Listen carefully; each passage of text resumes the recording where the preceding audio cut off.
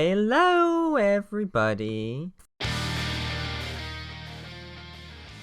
First of all, I just wanted to thank you all for the excellent feedback from the Bound Arc video. I was super pleased to hear from you guys. Some people agreeing with me, some people disagreeing, of course, but it was wonderful to hear everybody there. I felt really encouraged by the feedback on that video, and I wanted to talk about the next Bleach anime filler arc, or the next major one, which is the Kasumioji conspiracy arc / the Bakoto arc / the new Captain Shusuke Amagai arc. I do have quite a lot of thoughts on this arc. Actually, I probably have maybe even more thoughts than the Bound arc, although they're probably slightly less controversial.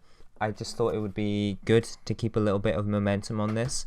I think after this video, I'll probably return to some of my other types of videos. I'm still watching through the Zanpakuto Rebellion arc right now. It'll probably be a while before I get through that. Be able to talk about it because as I started with the Bound arc and I felt inspired to talk about this arc, I might as well do them in order now, the 4 major filler arcs for Bleach. So I'd say this is a pretty difficult arc to talk about. I would say it's much more difficult than the Bound arc for me to kind of discuss, despite it being a shorter length. With the Bound arc, I made that video because I had a strong love for that arc. Yet on YouTube, there was a complete lack of positive reviews / videos on that specific arc.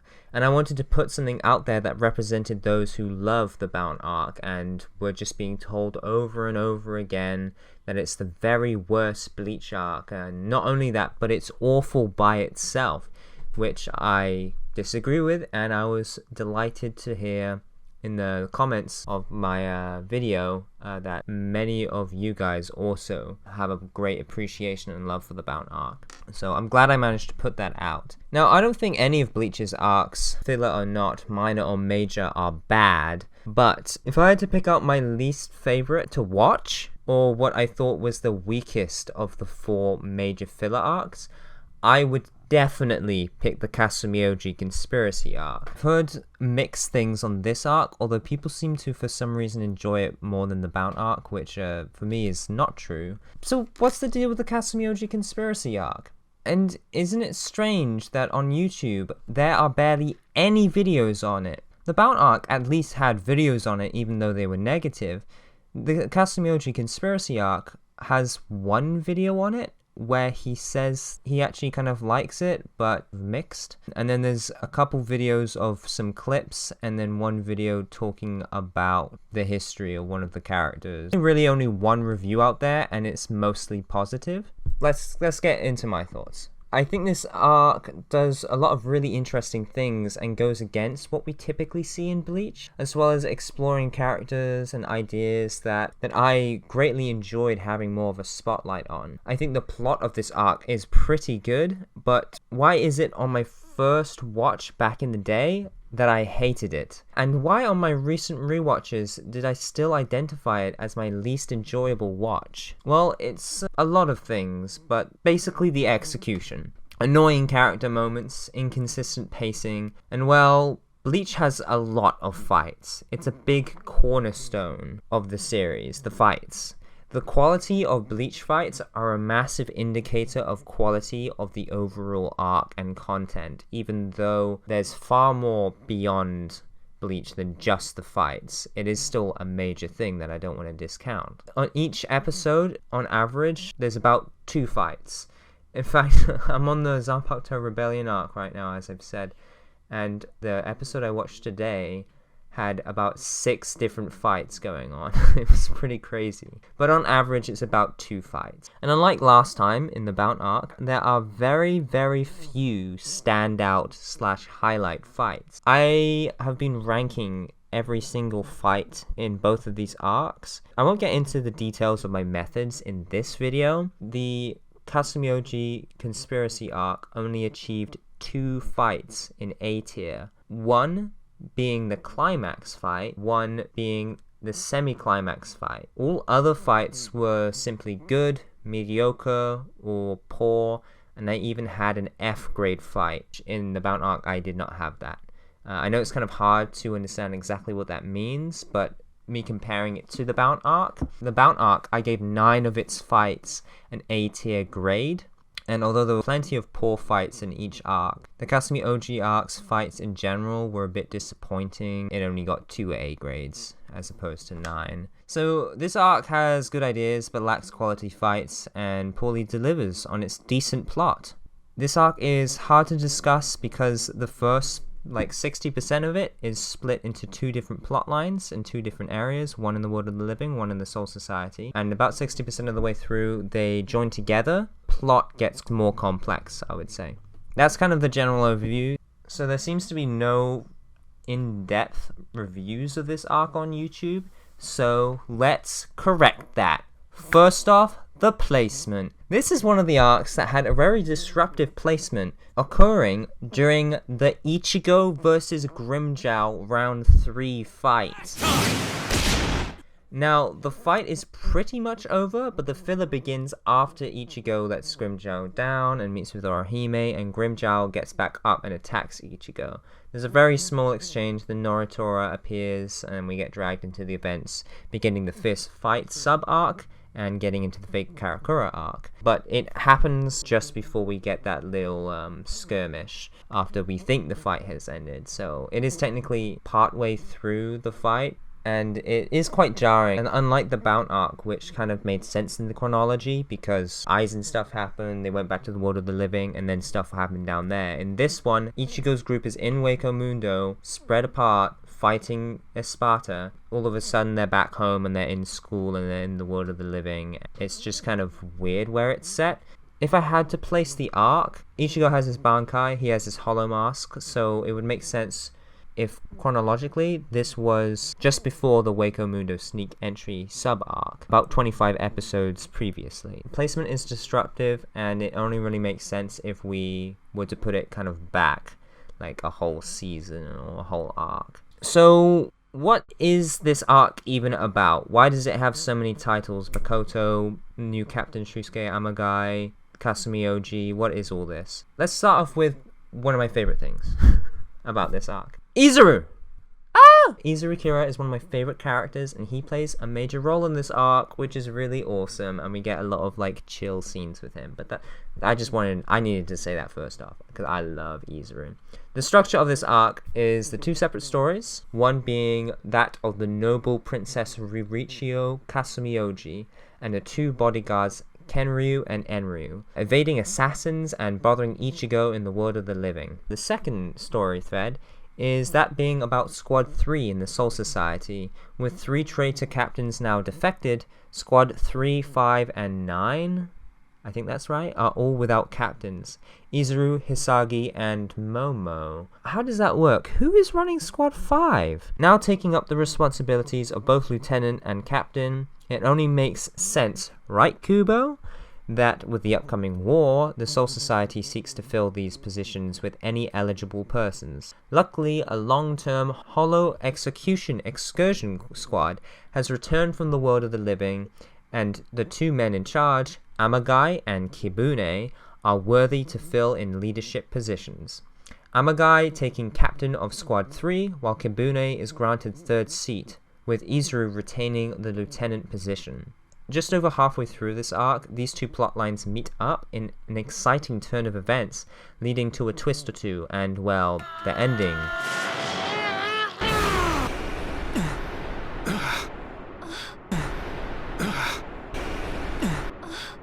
Old man, stand first! We'll get to that ending, alright?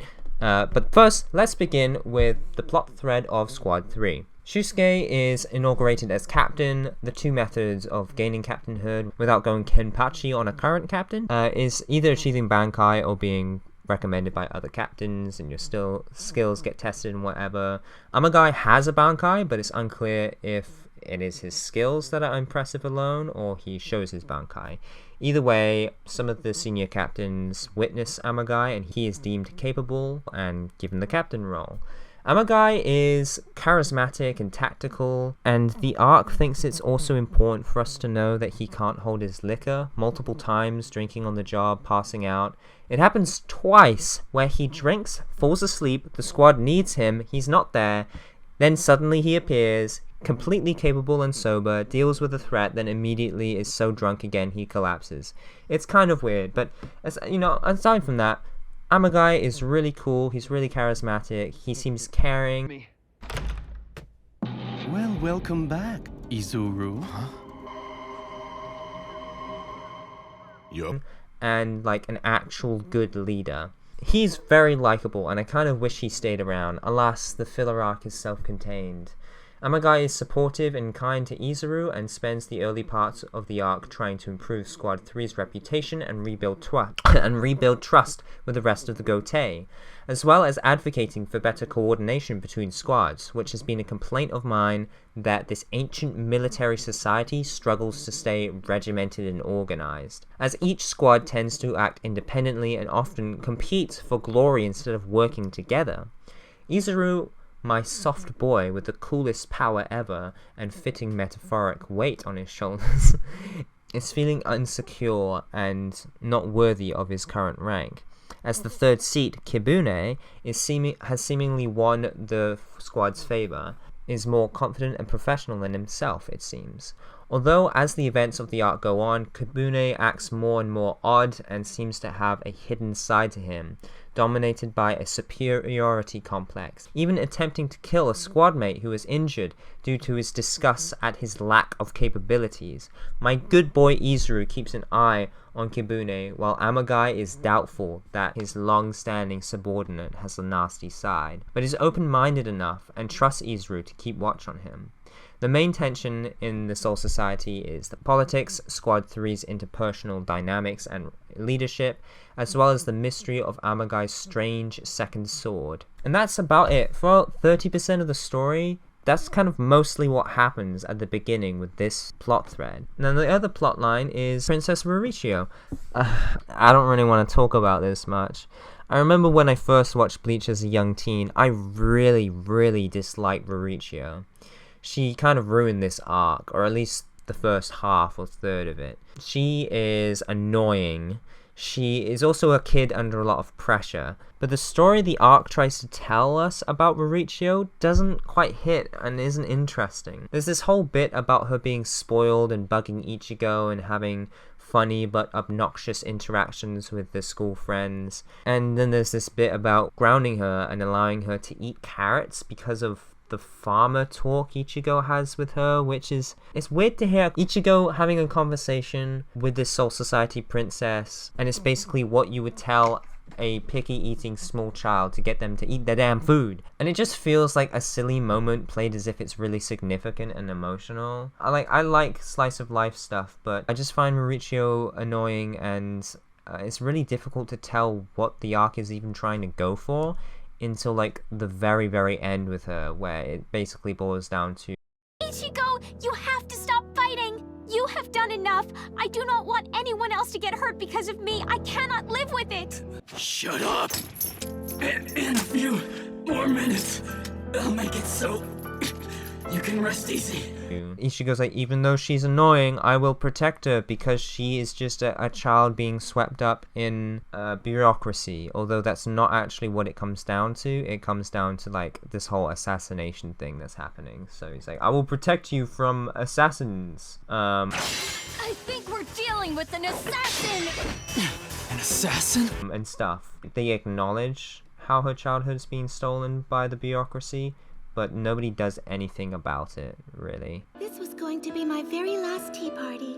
Because the way things work out, we may never be able to see each other again. You're marrying into an extremely strict family, aren't you? Mm-hmm. Oh, how strange. Why am I crying? I've accepted it. It's not like I'm sad. I don't really understand what they were trying to do. Anyway, her bodyguards I like more. Kenryu is a bit annoying by how he speaks and often abandons a dangerous situation just for Ichigo to deal with. You dealt with the assassin, I see, on your...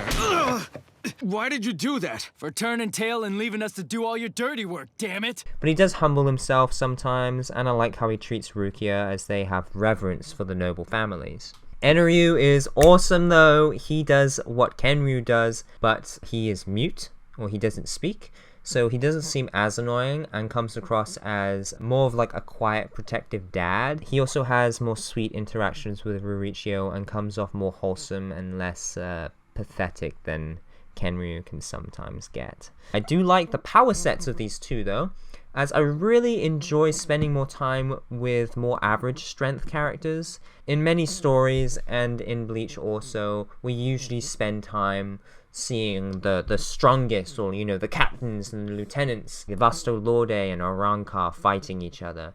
We don't spend so much time with your average Soul Reaper. Kenryu and Enryu are a cut above your average Soul Reaper, certainly, but it's pretty clear that they are much weaker than our other main characters. Probably around the strength of Ichigo in his first moments of being a Soul Reaper. Although Ichigo was exceptional, it's nice to have some characters who are wholly underpowered next to our main characters. Both Kenryu and Enryu have Shikai, although we find out about Enryu's way later than Kenryu's, but they do seem like mostly average skilled Soul Reapers, just with good training enough to be noble bodyguards. They very rarely fight, as their main objective is to protect Rurichio, so they often engage briefly in order to run away from the danger, which is probably a good thing, as although Enryu's physicality rivals or even exceeds Chad's, Kenryu only seems decent with Zanjutsu, and his Shikai, at first it seems like a complete joke. But I do love it when characters utilize their weak power sets to the best of their ability. Kenryu's Shikai is Bloom Benisidare. Bloom in glory. Benishidare! Pretty! That's some kind of joke? No joke. Observe. What? My Benishidare's pollen will sprout flower blossoms on any weapon it touches, rendering them completely useless. It creates flower blossoms similar to Zenmon Sakura, but instead of millions of cutting blades, it grows flowers on weapons, which you think that would do pretty much nothing? As if you have a flower on your blade, just like simply striking the blade, the flower would just not really resist anything and it would just be cut. So what is it what is it supposed to do? Is it just distracting, or maybe on blunt weapons it softens the blow a little bit because it's covered in flowers? Maybe they can grow into the segments of armored enemies and slightly reduce their mobility? But I don't know, it's at this point in the story it just seems like basically just a distraction trick. But a trope that I absolutely love is when a character hides a trick up their sleeve, or they don't play their full hand, they're reluctant to use their trump cards, like I am. In every single fighting and RPG game I play, I always handicap myself. So when I get stuck, I actually have something up my sleeve, and it's always very disappointing when the thing up my sleeve doesn't actually help me that much. These two, Kenryu and Enryu, do well in this regard, but considering the situation Kenryu gets in, when apparently the whole meaning of his life is to protect Rurichio, he heavily relies on a very weak, flashy, distracting move way too much, and you think he would play his trump card more often if he was generally trying his best to protect Rurichio. He would probably use it on an earlier assassination attempt, but no. Assassination attempt? Oh yeah, the plot! Well, Rurichio is a princess of the Kasumioji clan, apparently one of the noble clans of the Soul Society. Kukaku Kumoi, the leader / chief advisor / caretaker of the princess, plays a major role in running the clan alongside the other officials and elders. He has an evil plot, where he is sending hired men and trained Kasumioji assassins to kill the princess. For some reason, these Kasumioji assassins are not loyal to the princess, perhaps because they agree with Kamui that she will bring weakness to the clan and is an unfitting leader, but it is kind of odd. These assassins are using the forbidden blades of the Bakoto, forged by the Kasumioji clan, as they are responsible for holding secret weapon forging techniques. A bit like how the noble Shihohin clan, their duty is to guard those precious artifacts, or like special artifacts, like that wing thing that Ichigo used to fly into the very center of the Soul Society. Kasumioji, they hold forging techniques, basically. Still, the use of Bakoto are banned, and using them is treason against the law of the Soul Society. The Bakoto are powerful types of blades, similar to the Zanpakuto. They come in many shapes and have inherent power, but these blades do not hold an expression of the wielder's soul. Instead, they hold a very specific power and are partly organic. The wielders attach themselves to the blade, feeding the blade to access its power. When they feed the blade with more of their spiritual pressure / Reiatsu, they allow it to meld with their body in a twisted perversion of melding / fusing of the Zanpakuto and the wielder. It seems we have both reached a similar evolution, which I see as the truest form of the Zanpakuto. Our right arms have almost completely fused with our Zanpakuto. Feeding the Bakoto means that the blade will give you more of its power as it feasts on you. The longer and more you feed it, the more you risk it consuming you completely and burning you up inside, replacing your reishi with its power until you are nothing but a vessel and then nothing but dust. The Kasumioji assassins don't give any information, and they kill themselves to escape our main character's weak interrogations. This is interesting, as our characters do struggle slightly, but Ichigo overpowers the ongoing assassins. The knack of it is just protecting Rurichio. Halfway through the plot, the main assassin is introduced, and this is where the arc starts to get fairly good. Hanza is his name, and each of his fights with Ichigo are pretty good to great. Hanza's design, an assassin with large lavender hair? It's okay. He gets a really awesome makeover soon though. To be fair, Hanza is cool, but when I think about him, I think about how his fights were impeded by the off-model drawings and very lacking animation. Without the style and innovation that the Bound arc brought us with its major fights, Hanza vs Ichigo is the first fight where Ichigo feels like he's facing a genuinely dangerous enemy. Ichigo feels more powerful, but with Hanza's Bakoto, he certainly is no pushover. He's not an easy win. Yet, despite this being the first major fight with a major antagonist of this arc, the animation is, well, disappointing, below average. Visually, I gave this major fight a 2 out of 5 in my notes for animation, with a respectable 3 out of 5 in choreography.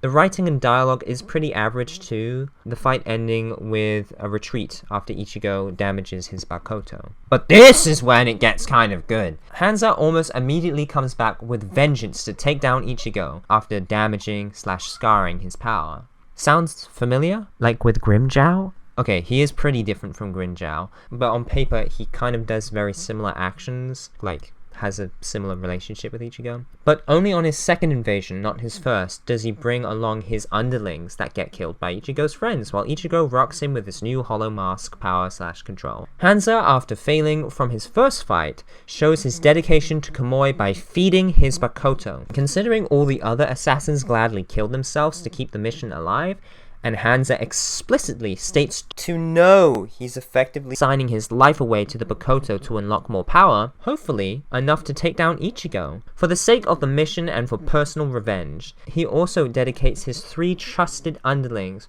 who each gain Bakotos, one that we've seen before with this stone power thing, and 2 brand new ones that we've not seen. These 3 kind of have similar character types to other characters we've seen in Bleach. Our commander, Gondryu, has issued orders to summon you. So what are you gonna do about it? Stop it. That tickles.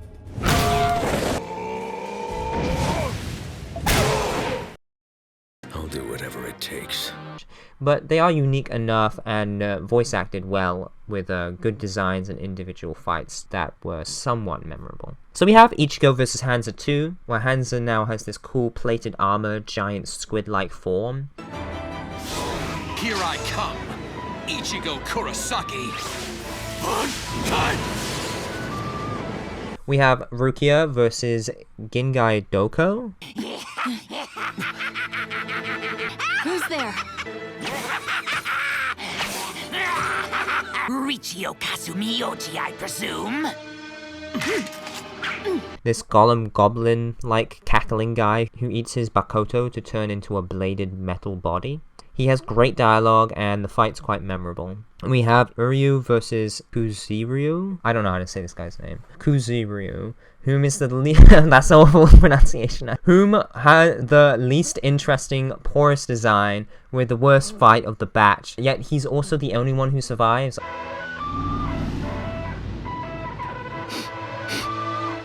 I see. You're the substitute Soul Reaper's friend. I can smell it on you. What? Is it just a cold night, or did he sniff Ichigo's scent off of Uryu? Then we have the rival title fight, Chad versus Gengar.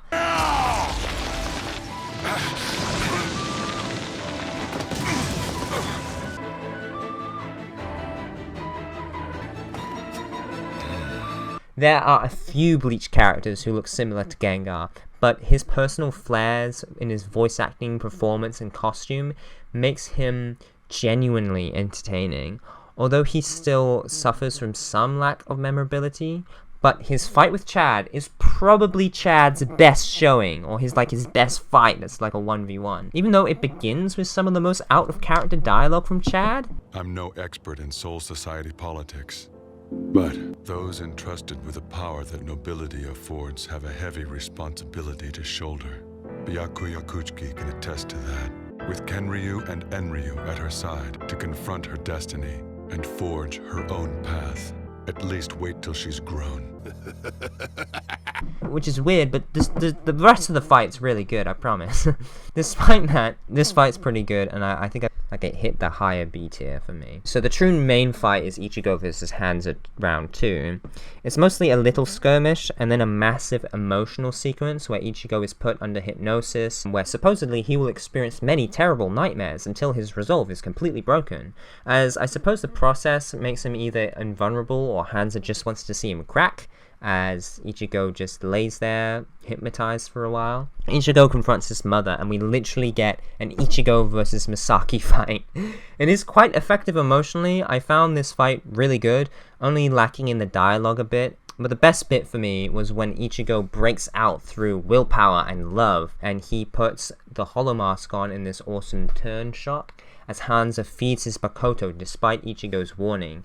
Ichigo easily fends him off, and Hanzo burns up, completely consumed by his Bakoto. It's a slight anticlimax, and really weird, as Hanzo seems to allude that he thinks that he's not going to die, even though there's been so much writing and dialogue confirming that he knows what he's doing is suicidal, and yet he doesn't seem to believe it at this point in the fight, just when it's about to happen. I don't know. So it's a slight anticlimax, but a surprisingly emotional fight that went on for a while without downplaying Ichigo's power. This concludes where the two stories begin to align and adjoin, where Kabune finishes off Kuzuryu, the guy who fought Uryu. He survives and goes back to the Kasumioji clan. Kabune finishes him off. We basically get confirmation that Kabune's suspicious nature is because he's working for Kumoi. Easily. So stop your worrying. We'll be fine. Thank you, Ichigo. Hey, what's that? What is going on? What do you think you're doing? Who's in his human body? That could have killed him. Does that count as a fight? She's got a knife! In a frustratingly and only mildly justified turn of events, Rurichio incapacitates Ichigo and pushes him off the roof, and returns to the Kasumioji clan into the hands of Kumoi willingly. Now there is a twist that this isn't actually Rurichio going into the clan, but another assassin girl, which is another annoying repeated character that we saw earlier in the arc that I didn't mention. But on a first viewing, this scene comes across as so annoyingly melodramatic, with big dead anime eyes for the character that gets too annoyed at being protected from assassination and not eating carrots. Rurichio, what's wrong? I do not eat these. You don't like carrots? Now you listen up. Farmers are out there working very hard to grow all these vegetables. Farmers grow all of these things?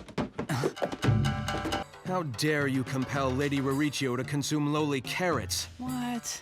Ichigo? If Mother and Father were still here, I know they would have told me about farmers and food and all the rest.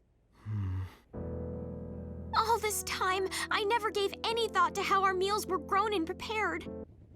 She hates us. It is true that I never ate carrots before, but, well, I could eat them if I wished. So I'll be honest with this whole bit. I felt really frustrated with this plot at this point, The halfway mark crescendo being decent, yet somehow frustrating. After a long first half of this arc that bored me far more than the Bound arc ever made me feel. I verbally expressed in my recent watch that the arc was not only the worst of Bleach, but uncomparatively bad, as in bad on its own. Luckily, the last 40% of the arc is pretty good, unique, and exciting. And yeah, I was having the worst time at this point with this like plot twist, but then it gets immediately better. The last 40% of this arc, like I said, I actually quite liked it. So what's great about this last part? Well, Ichigo and friends have been tricked into being framed as disruptors and traitors as they pull up and disrupt Princess Rurichio's wedding to the meek but sweet Shu Kanoji, and fake Rurichio claims not to know them. A grand fight takes place where our heroes have to fight off Squad 2, Rukia quickly falling to Soifon, and Ichigo has to take her on a pretty cool fight. And Kenryu and Enryu come to Rukia's rescue when Omaida becomes enraged at her. They escape with Shu, and Kamui struggles to keep on top of the situation, trying to command Squad 2 without them finding out about his true treachery. The charismatic Captain Amagai, after finding favor in his training exercises and advocacy for squads to coordinate, elects to pursue Ichigo, and Izuru grows in his suspicion of Kabune, finding his ties to the Kasumioji. Captain Amagai briefly fights Ichigo, revealing his Shikai, Raika! But Shu steps in. Amagai decides to trust them when Hitsugaya tries to arrest Ichigo and company. Hilariously, as the others try to talk their way out, Amagai straight up runs at Hitsugaya. Damn, getting around them's gonna be hard. I'm aware that you are out there. Please wait, Captain. Listen to what we have to say. All right. Huh?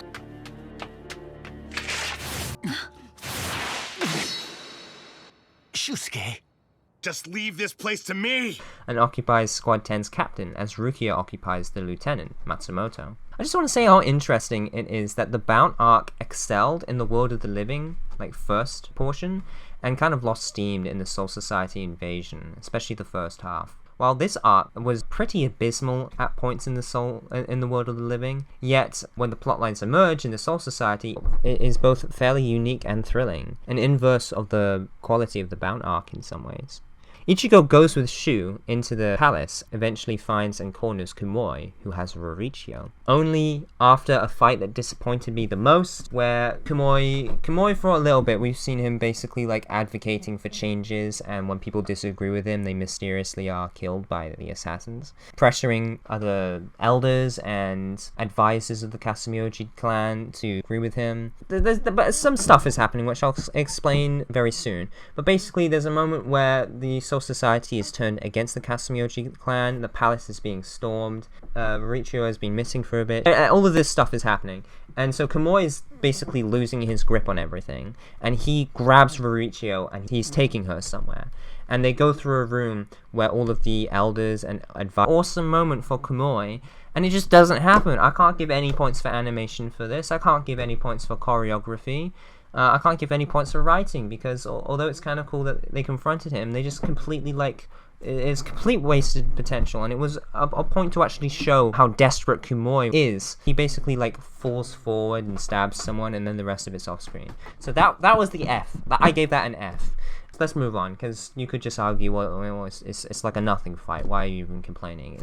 It was such a good opportunity to have, like, a good character building moment, or like a good moment of desperation for Kamui. Rukia and Amagai catch up with Kamui. Amagai reveals that Kamui was working for him and that he orchestrated everything. So Amagai is a traitor, unlike Aizen. When this whole arc, he has been working hard to undo the distrust that Aizen has planted. It's just like a kick in the head, right? This twist is a major point of contention. Although I do love this moment, and it is far enough away from Aizen's betrayal in terms of the series, it was down the line, and I think they built up to it fairly well. I think this is where the plot kicks in, and I think a lot of the boringness and just poor pacing of the first half was because they were trying to build up this mystery and make this twist work, but they struggled to actually make that like set up enjoyable. But now that we are here and we get the twist, I am loving this arc right now.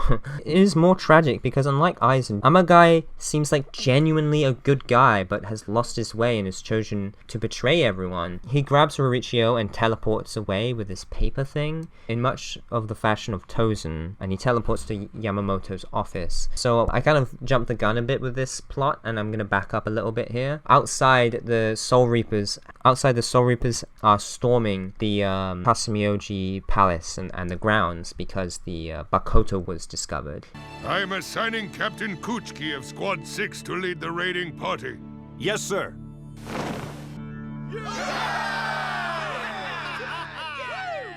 So the Gote are completely focusing on purging the palace and sealing away the Bakoto and killing the aggressive assassins. Man, it's hard to talk about this part of the arc.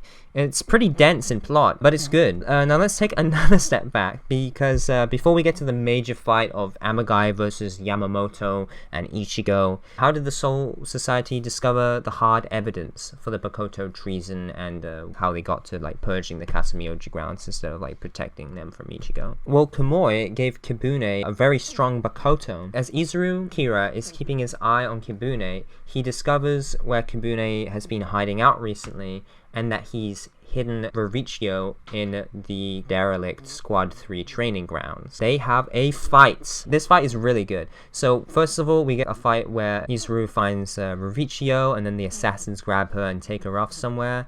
Izuru fights off the assassins. Third seat Kibune appears. It's pretty good. I won't go over it in too much detail, but we get some really nice effects with like the aura and, you know, some special visual effects. And even some of the recurring squad mates from Squad 3 turn up, and Izuru takes position as leader and he protects them and like wins back their respect. And they also witness Kibune's treachery. Now Kibune Zanpakuto is really cool and big design and seems really powerful. He has this whole backstory about feeling disrespected and wanting to gain power. Kibune kind of reminds me a lot of Kagarosa in the Reigai arc. A little sciencey look, history of the Soul Society treating him dirty, and him being very powerful and having like a very large, overpowered Shikai. Basically, because of the Bakoto, this bit's really weird. Basically, Izuru's Wabisuke's effect about making things heavier doesn't seem to affect Kibune's Zanpakuto. And first, you think, oh, it's backfiring on Izuru because this thing's getting heavier, but he can still like control it with his hand gestures, and now he's getting hit by an even heavier Shikai. But apparently it's not working at all, and it's because the Bakoto resists the effect of the Zanpakuto abilities, which is really weird and I was very uncertain of, but if we accept that, the climax fight makes more sense. But basically, it's a good fight, and Izuru wins back his squad's respect, and he beats third seat Kibune. Renji shows up and takes the broken Bakoto, which is still squirming and has this like organic goop on it still. He takes it directly to Yamamoto. Yamamoto apparently has been waiting for evidence for the Kasumioji conspiracy, and he's just been like sticking to the bureaucracy until he gets the evidence, and then he basically says, "Attention everybody in the Gote 13, we're all purging and ransacking the Kasumioji grounds because we have evidence of treason now. Go get him, guys." And while everybody runs to the Kasumioji grounds, Amagai teleports to Yamamoto's office. I've caught you up. Amagai takes the eye of Kibune's Bakoto, which completes his own sword, second sword, which is a Bakoto, that's the mystery, and his arm turns into this awesome dragon energy sword. He fends off Kenryu and Enryu, who reveal their trump cards. Now, we've already seen Enryu's impressive Shikai versus Squad 2 in the wedding scene. This time we get the reveal of his high-pitched voice that even Rurichio hasn't heard, apparently. That won't work! Shake! Daiichi! Haru! Ha! To fear. Princess! Thank goodness. Hi! Enryu! This is great! Now I know what your voice sounds like. There's no need to blush. You have a fine voice. It's very endearing, and I love this detail about Enryu. I love him. We see Kenryu's Shikai's true technique, where he turns his flower petals into sharpened beams, which prove ineffective against Amagai, but it's nice to know that Kenryu's Shikai actually does something besides pretty flowers and maybe a nice aroma. Yamamoto steps up to fight. but Amagai's completed Bakoto seals away at Ryujinjaka, just like what Aizen did with his plan with Wonder Eyes. Yeah, I guess there's only one way to really hide away Yamamoto's true power, by just coming up with a way that, oh, his Zanpakuto was sealed away. Happens in every filler arc, happens in the canon story too. Oh well.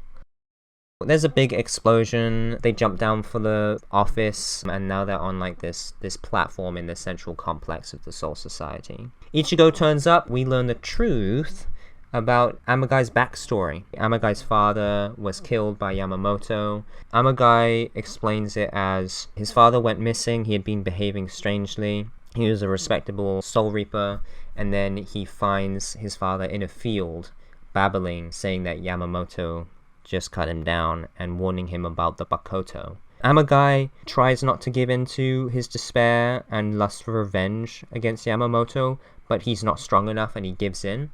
And he researches the Bakoto. He realized, oh, that's why my father was telling me about the Bakoto, because the Bakoto can seal away Zanpakuto, and that's the only way to beat Yamamoto. Amagai completely misinterpreted what his father said and misinterpreted the situation, but we'll get to that after I talk about the fight a little bit. Yamamoto literally just stands there and does nothing. Amagai wants to kill Yamamoto, he wants to kill Rurichio, he's very set on these two things. Ichigo jumps in and says, no way, Jose, and Yama just kind of stands there and says nothing and does nothing. And it's a bit inconsistent if Amagai's Bakoto is, like, does it stop all Soul Reaper powers? Does it stop Flash Step and, like, their spiritual pressure? Or is it just their Zanpakuto abilities? Where are the other captains?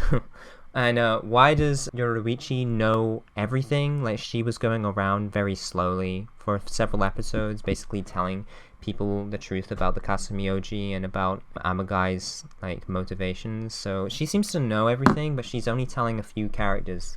It's really weird. I don't get it. It's kind of a plot hole, sort of. So Ichigo versus Amagai is a surprisingly strategic fight, but Ichigo is weak because he's not using his Soul Reaper powers and he's having to rely on his Hollow powers. So it's not very impressive because he's weak and Amagai is trying his best. A lot of grunting. He does a lot of grunting, Amagai, the voice actor.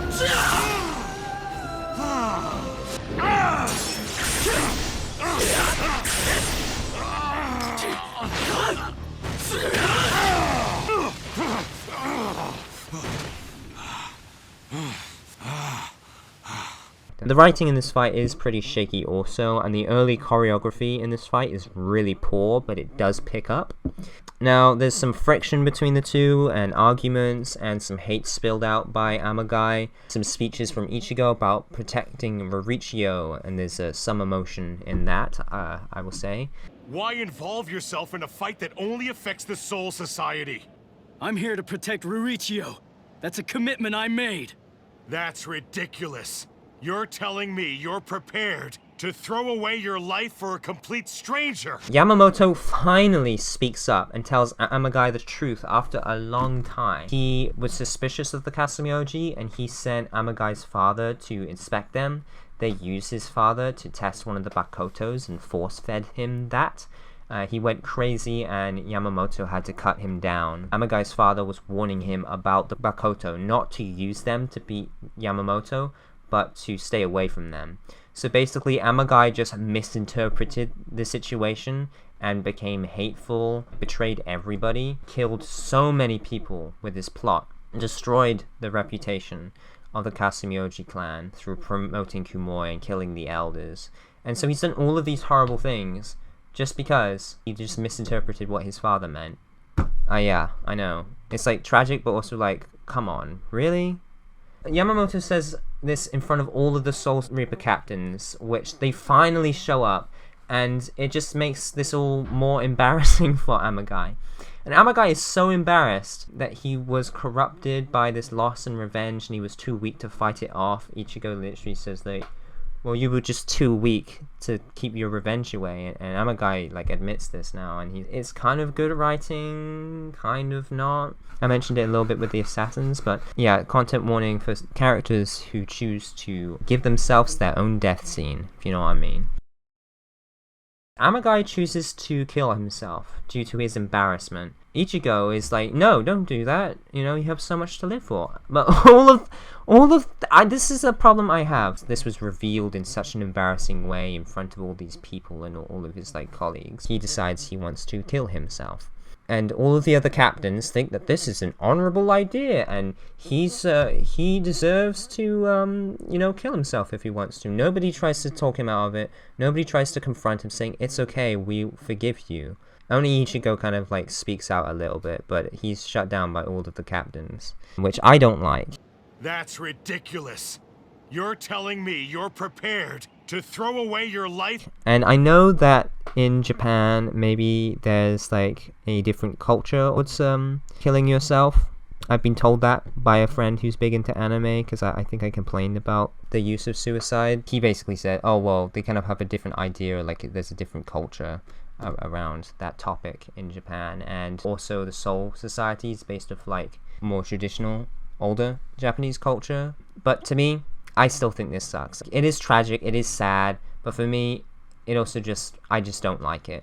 And it feels gross, and I don't like my characters I like basically just watching this man killing himself and not doing anything to like encourage him maybe not to do that. I understand like accepting him to do this because he's caused so much damage, but to me, I just don't agree with that. I also kind of get that Amagai needed to go because it was filler and he couldn't stick around in the nature of filler, but it does kind of suck. And the cultural difference aside, for me, I don't like it. It just makes me feel sad, and I feel very strongly about this topic, and I just feel like this was not done in a good light. Yet this is acceptable to all the captains. Why didn't Yamamoto tell him about this in the office? Like, hey, I think you've misunderstood. Let me tell you the truth. Don't you want to know the truth? Why didn't that happen? Because we needed an Ichigo fight versus the main villain? Because we needed a climactic fight that ended up being worse than Izuru versus Kibune, the secondary climactic fight? There's something to be said about the hunger of power, the abuse of trust, and the difference between Kibune's and Amagai's backstory. But this whole ending / final fight has had so much touchy and contentious subjects and moments. Whilst despite being a good effort with the budget they had, it seems like they ran a little dry at this point in the arc. This final fight was mixed but good. I wouldn't call it great because I have all these issues with it, and it's definitely lacking in terms of animation and choreography in some bits. So unfortunately I kind of gave it a bit of a low score. Still an A, but like an A-, like a really low A-, because there was a lot of time and plot writing put into this fight, but it really just came off as pretty disappointing. Especially as the last like 40% of the arc was so strong in thrill and plot complexity. It just kind of ends on an unsatisfying and weird way. In fact, I've been kind of inspired to write a similar but fixed ending in my own comic to do with like embarrassment and just wanting to run away from it or just like end everything, but learning to accept, you know, just starting afresh. I can't say that the Bound arc inspired me to write a story, but I do feel like this arc subconsciously inspired me to write a better ending to it. There's something this arc did for me. That's about it. I know that might have gone ranty at the end there, but it's a subject I feel very strongly about, and it's kind of difficult to address in a YouTube video. Looking back on the arc in general, it had poor fights, with like 4 notable fights, 2 of which were like A tier for me. So there's the Izuru versus Kibune, and then Ichigo versus Amagai final fight, that was very low A. 2 other notable fights was Chad versus Genga and Ichigo versus Hanzo round 2. Yeah. In general, the animation was a bit lacking. It only really looked good when they were adding like those aura effects and stuff, like in Rika's fire effects and like the Bakoto feeding effects. The animation was less interesting and just as low budgety feeling as the Bound arc without the sharp style, as previously mentioned. The plot, I do believe, is pretty unique as far as Bleach goes. I keep saying unique because there's some elements to it that feel like really good, like having the underpowered bodyguards, a lot of the deception, and a lot of how antagonists like Hanzo and Kumoi were like really underpowered, and a lot of it was to do with not getting stronger or having to beat someone strong, but like bureaucracy and noble clans and the responsibility of the princess and all this stuff. So there was a lot more things like that weren't quite so straightforward. Although comparatively we had few new characters, I think they were all decent to pretty compelling. Kenryu, Enryu, Amagai, Hanza, Genga, and the little goblin guy. Pretty fun stuff. It was nice to spend some time with Izuru, of course, and seeing him getting his confidence back. And I also liked the basic concept of someone filling in one of the empty spaces that the 3 traitor captains left. Overall, I would give this arc a C+. Yep, the second half really saves it. But that ending and the poorer fights overall kind of snatched away that B-.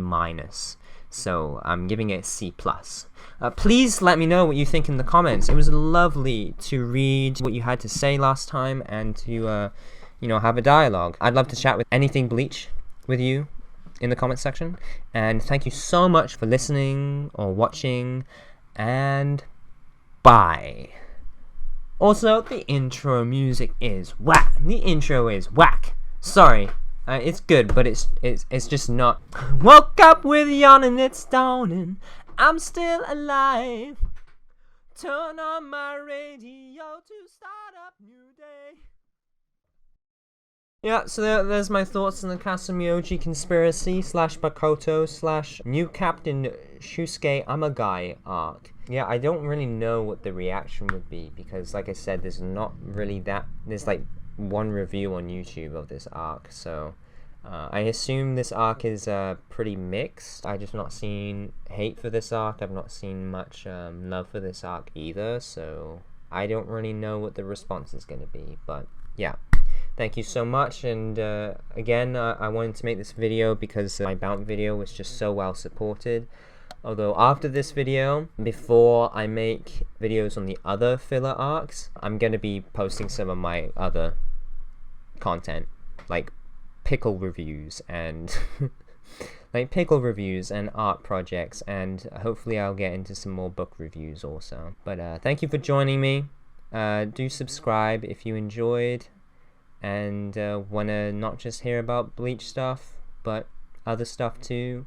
If you like my style and how I speak. But if you do just like my Bleach stuff, subscribe also, because there will be more Bleach stuff coming. Yep. Thank you very much, and have a wonderful day. God bless you. Goodbye.